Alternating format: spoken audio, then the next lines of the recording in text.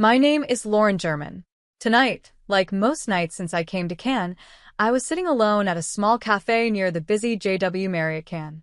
It's nothing like the rich and fancy life I grew up with. But after finishing college in the America, all I wanted was a simple break. My dad owns a lot of things, hotels, tech companies, you name it. But I used my mom's last name to keep things low-key and avoid attention. The night air was getting cooler when he walked in. Paul. He acted like he owned the place, or at least like he believed he did. He walked over with the kind of confidence people have when they wear suits more expensive than most people's rent. Without even asking, he pulled out the chair across from me and sat down. "Mind if I sit?" he finally said, already settled. His smile was smooth, like he had practiced it in the mirror. "Looks like you already are," I said, not even looking up from my coffee. He chuckled, the sound too perfect. "I'm Paul. And you are?" "Lauren," I replied quickly, giving him a fast look. He wasn't my usual type, too neat, too perfect. But I had to admit, he was good-looking. "So, Lauren," he said, leaning in a little, "what's a girl like you doing at a pricey spot like this, all alone?" His voice had a playful edge. I couldn't tell if it annoyed me or made me laugh. "Just enjoying my coffee," I said, not giving away much. "What about you?" "I could say business," he replied, "but that would be a lie. Tonight, I'm just looking for something interesting. And I think I might have found it." He stared right at me. I raised an eyebrow. "Well, I hope the coffee lives up to your high hopes," I said. Paul laughed. "Something tells me it already has." I wasn't here to make friends. And I was definitely not looking for a quick romance. "I'm not one of those girls who fall for cheesy lines," I said. "If that's what you're trying, it won't work. And I'm not interested in whatever game you're playing." "Who says I'm playing a game?" he asked, his voice a bit softer now. "Experience," I replied. "You sit down without asking, start with a smooth line, and probably expect a phone number or a date." He leaned back and smiled like he was honestly amused. "You're tough, I like that. I'm not looking for your number. Just a conversation. But if that's too much, just say the word, and I'll disappear." I looked at him for a second. Ken was beautiful, but it could also feel lonely. Maybe a short chat wouldn't hurt. "Talking is fine," I said. "But let's keep it casual." We ended up chatting for a while, and it was easier than I thought. He didn't ask personal questions, and I didn't offer any. As the night went on, I realized I was actually enjoying it. Paul wasn't like the usual guys who tried to impress me with money or big connections. He seemed used to luxury, but he didn't make it a big deal. Eventually, the air got cooler, and it was time to leave. "Well, Paul, this turned out to be nicer than I expected," I said as I stood up.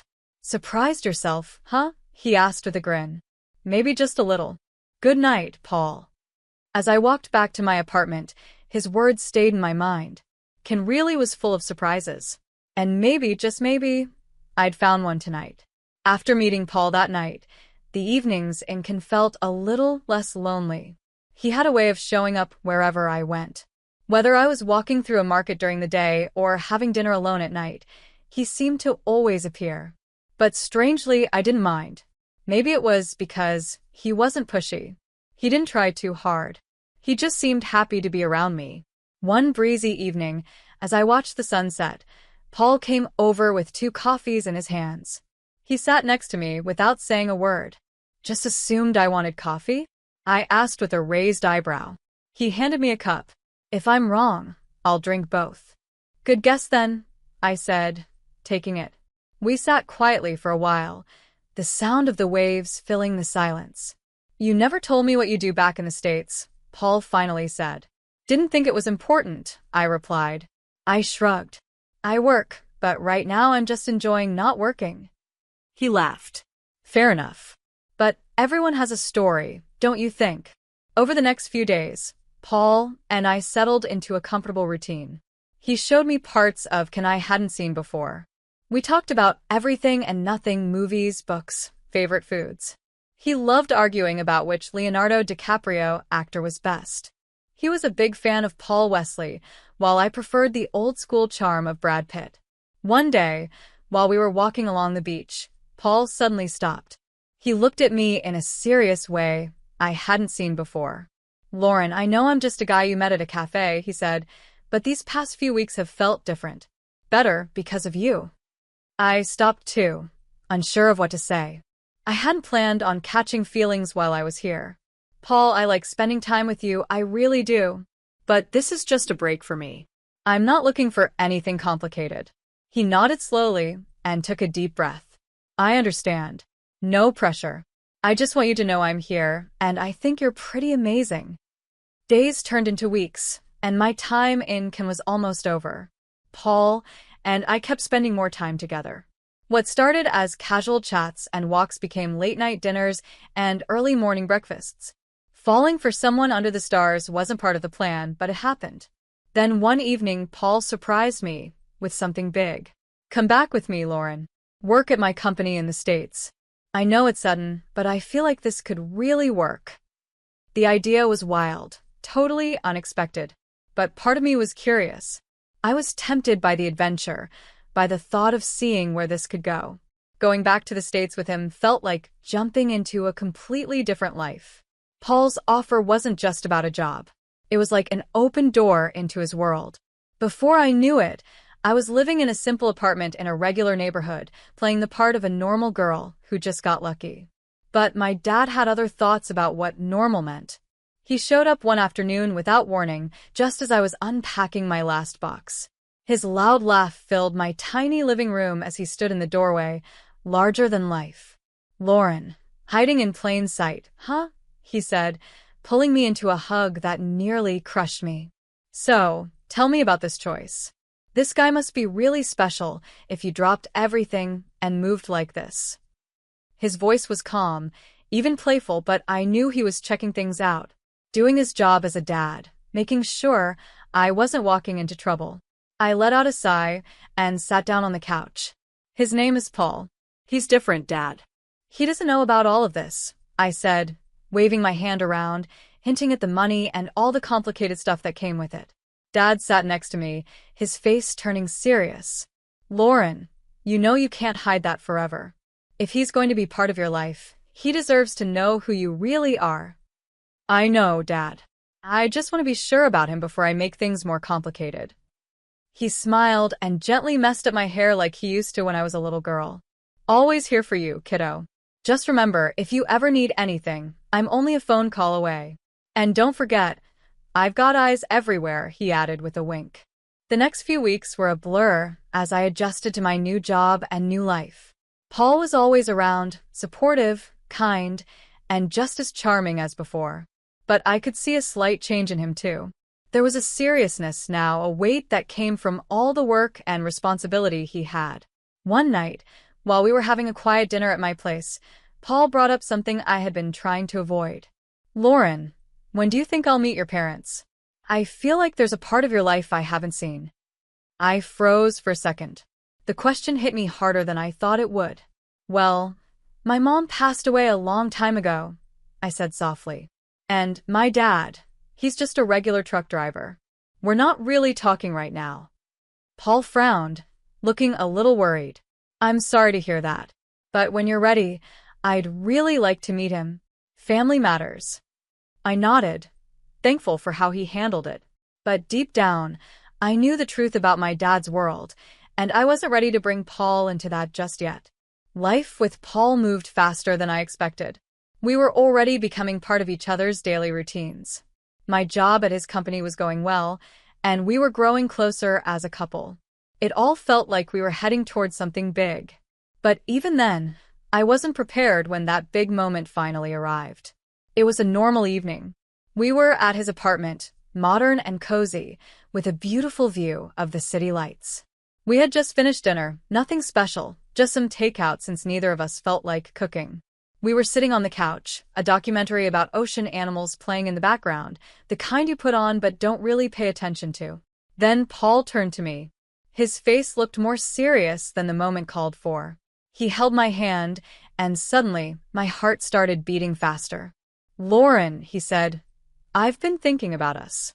About everything we've been through, and everything I want for our future. I nodded, my mouth suddenly dry. I love you, Lauren. I love everything about you. I can't imagine my life without you, he said. He paused, and I saw him swallow hard, like he was nervous. Honestly, I was just as nervous. I want to be with you forever. Will you marry me? Just like that. No getting down on one knee, no ring box, just honest and real. So very Paul. Yes, I said. The word came out quickly, like a weight had been lifted. Yes, I will. He smiled that big, warm smile that I had fallen for the very first day, and hugged me tightly. We spent the rest of the evening talking about our future, what we wanted, where we saw ourselves. It was exciting and a little scary, but it felt right. The next challenge was telling my dad. I thought he'd be happy, but instead, he looked concerned. Lauren, you know I only want you to be happy, he said. But are you sure about this? Everything's happening so fast. I'm sure, Dad. He's a good man. You'll see, I said, trying to sound more confident than I really was. He sighed. All right. But promise me one thing, sign a prenup. Just to be safe. The word prenup didn't bother me. It was just part of marriage these days, especially when one or both people had a lot to protect. Even though Paul didn't know the full truth about my background, I understood my dad's concern. Of course, Dad. We'll take care of it, I said. That's good. And Lauren, he paused for a moment, I won't be at the wedding. I don't want to ruin your story of being a simple girl. Then came the part one was nervous about, meeting Paul's mom. Her welcome was cold from the very beginning. During dinner at their family home, she stared at me with a look that could freeze the air. Paul, are you sure about this girl? She asked sharply. She doesn't seem like the right match for our family. Paul tried to calm things down, but his mother wouldn't stop. A prenuptial agreement is not optional, she said firmly. I didn't argue. I agreed right away, knowing it would help ease the situation. Of course. I wouldn't have it any other way, I said. Later, we met with a lawyer and signed the prenup. Despite all the bumps along the way, our wedding in New Zealand was like a dream. I stood next to Paul, the ocean whispering behind us, the warm sand beneath our feet, and everything felt perfect. I felt a wave of hope. It was just the two of us, our love, and a future we were ready to build together. Even though things had been tough with our families at first, married life started better than I ever imagined. Paul and I moved into our new home, a beautiful house with way more space than we needed.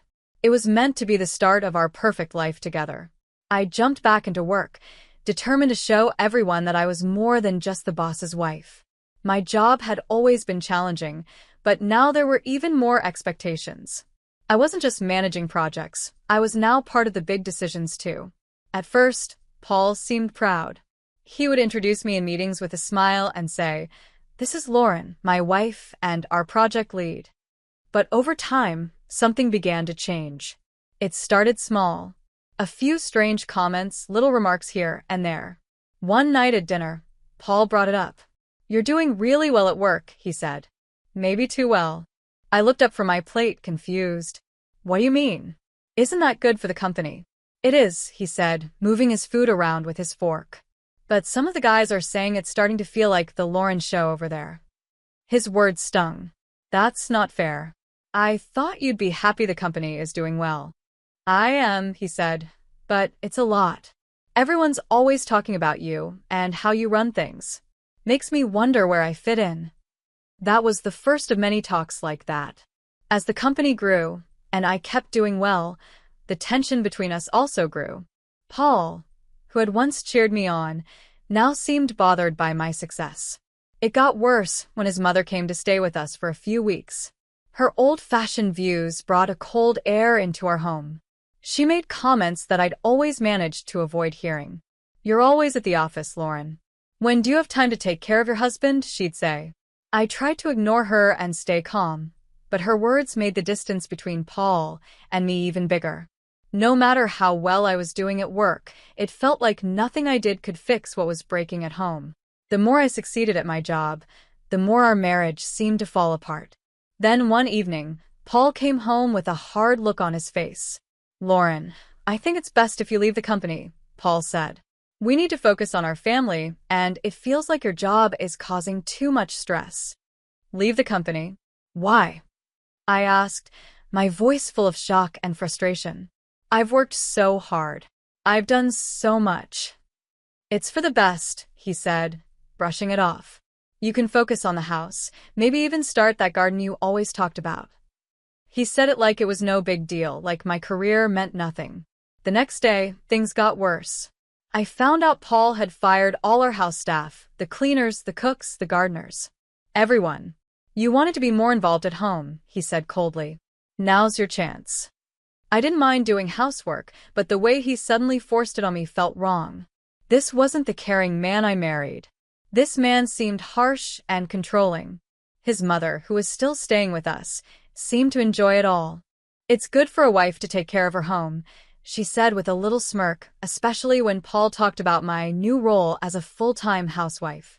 As I tried to adjust to this sudden change in my life, I felt something I didn't expect. Shame.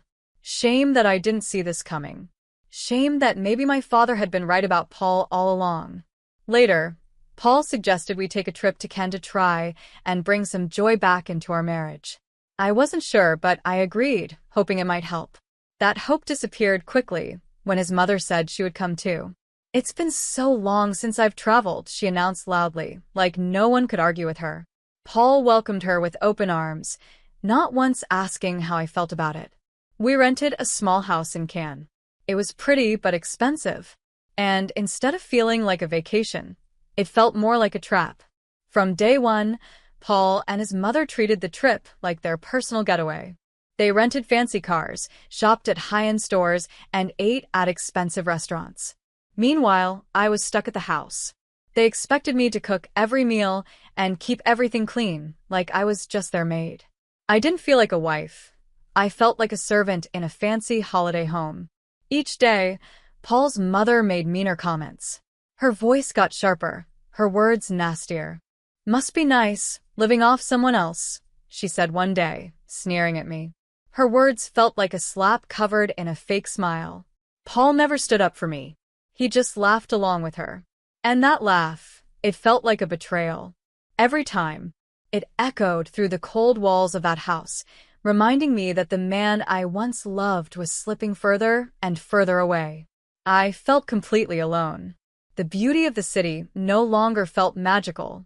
It was hidden behind the cold looks and harsh words from Paul and his mother. One evening, we walked past a large, old-fashioned hotel. It looked grand and full of history, like a place where people were respected and treated with class. Paul's mother, her voice full of jealousy, said, "Lucky billionaire Brian. Imagine owning a place like that, living like a king." Later that night, we went to a restaurant with a beautiful view of the sea. But any peace I had left was about to break. As we sat down, she called the waiter with a sharp wave of her hand. Then, loud enough for nearby tables to hear, she said, "For Lauren, the cheapest meal will do. No point wasting money on someone who doesn't deserve it." Paul laughed.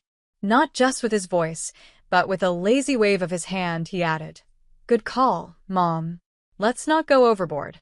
I felt ashamed, like everyone in the restaurant was staring. I stood up, the sound of my chair scraping the floor matching the storm inside me. I looked straight at them and, with my voice louder than I meant, said, "I won't take this anymore. I'm divorcing you, Paul." The night air was cold, but nothing compared to the chill of betrayal as I walked away. Instead of stopping me or apologizing, Paul and his mother followed behind, shouting insults. As I walked faster, I heard his mother shout clearly, "Look at her. A beggar, not good enough for my son." My heart was racing. Before I could get far, Paul ran up behind me and grabbed my purse. His fingers tightened around it. "This is my money, Lauren. Go ahead, crawl out of here if you have to," he said coldly, pulling the purse from my shoulder and leaving me frozen in shock. His mother laughed loudly, her eyes full of cruelty. "Maybe now you'll learn to beg in Cannes. That's all you're good for." Their laughter echoed down the street as I stood there, lost and alone. But then, something unexpected happened. We were near that same grand hotel Paul's mother had admired earlier. She pointed at it, mocking me. "Maybe they'll let you in as a beggar." Just then, The large gates of the hotel opened, and a guard stepped out. He looked in my direction, and suddenly his face lit up with recognition. "Miss Bryan," he called out warmly, walking toward me with a respectful salute. The second he said my name, everything changed. Paul and his mother froze. Their smug smiles vanished, replaced with shock and confusion. The guards smiled warmly. "Your father told us you might stop by. Please, this way. The best room is always saved for you," as Mr. Bryan instructed. Paul's mother went pale. Her confident tone disappeared. "H. Bryan? As in billionaire Bryan," she stammered, her voice shaking. I didn't say a word to them. I simply walked toward the guard, my back straight, my steps calm. "Thank you, Timothy," I said, keeping my voice steady and strong. Inside, I felt both relieved and proud. Behind me, I heard Paul calling, his voice filled with panic. "Lauren, please." "I didn't mean it like that," his mother quickly added, trying to sound polite. "Maybe we could come in? Just for a quick drink." I didn't turn around. I walked into the hotel, the doors closing behind me like a final goodbye to all the pain and drama I was leaving behind. Timothy led me to the reception, where the staff greeted me with the kind of respect you give to the daughter of the hotel's owner. I felt seen and respected. The flight back to the America gave me time to think about what to do next. By the time I landed, I had made up my mind. I was no longer that quiet, unsure woman. I was ready to stand strong. The next day, I sat in a lawyer's office. Papers were spread across the desk like pieces of a battle plan. "During your time at the company," the lawyer said, "it looks like your husband never paid you the bonuses you earned from the major deals you closed. We're talking about multi-million-dollar contracts." "That sounds about right," I said with a sigh, thinking of all the hard work I had done, the long hours, the stress, the results I delivered. "We're suing for $5 million, the lawyer said firmly. The courtroom was cold and quiet, a big difference from the angry looks Paul kept throwing my way. He stood there trying to defend himself, but it was weak. The man I once loved now looked small and lost. When the judge ruled in my favor, awarding me the full $5 million, Paul's face fell apart. Outside the courthouse, he made one last attempt. "Lauren, everyone's laughing at me. I made a mistake. Can we try again?" Once those words might have made me stop. But not anymore. "You don't miss me, Paul. You miss the money," I said sharply. "Next time, maybe don't listen to your mother so much." Then I turned and walked away, the sound of my heels on the pavement telling the world that this part of my life was officially over. When I got home, my father was waiting. The air between us felt heavy, like so much was left unsaid. Finally, I broke the silence. "Dad, I should have listened to you," I said quietly. He pulled me into a hug, warm and full of love.